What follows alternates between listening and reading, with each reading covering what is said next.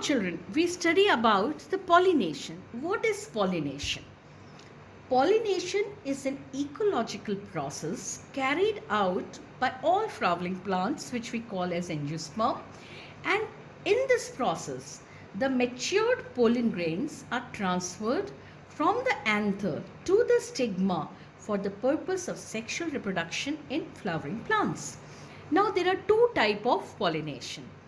One is self-pollination and the other is cross-pollination. What do we mean by self-pollination?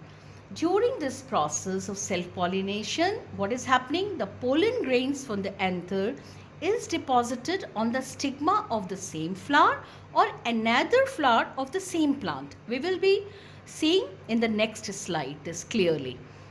And in cross-pollination, the pollen grains are transferred from the anther of one flower unto the stigma of another flower of different plants of the same species.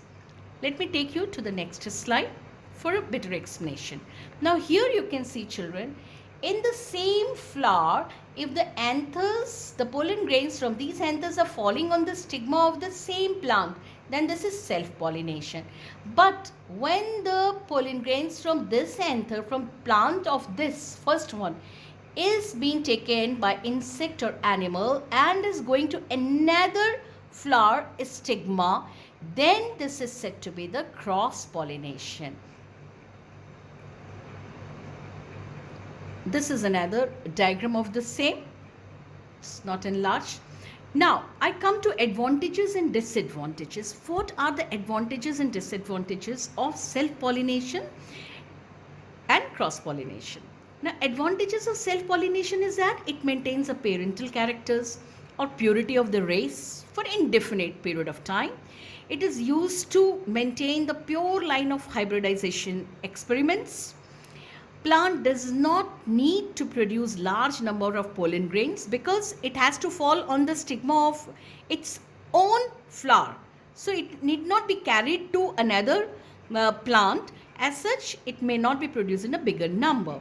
Flowers do not develop devices for attracting insect pollinators because on maturity, the anthers will definitely, anther lobes will burst and the pollen grains will be released, and by the winds they will be carried on to the stigma. So they don't need insect pollinators.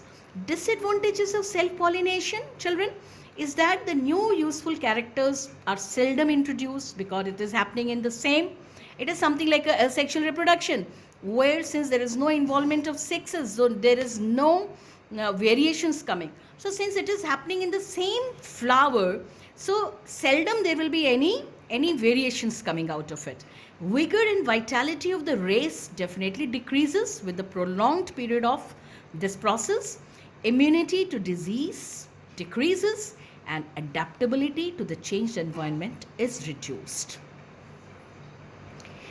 This is the example of the cross-pollination. You can see it very nicely that from the anthers here, they are falling onto the stigma of this flower, and the pollen grains from here, they are falling onto the stigma of this flower. A clear depiction of a cross-pollination. Now I take you to once again the advantages and disadvantages. Advantages of cross-pollination is that the offspring can inherit beneficial qualities from both the parents because the different parent plant of same species are involved and more variety of offsprings are produced. This increases the chances of the offspring surviving changes in the environment. That is a better adaptability of the offspring's result, and it is beneficial for the species for its evolving itself. And then more viable seeds that are capable of surviving for a longer period of time before germinations. Disadvantages: it requires two parent plants, require external factors. We need pollinators, which are external sources like animals, insects or winds, and the pollens are wasted more in number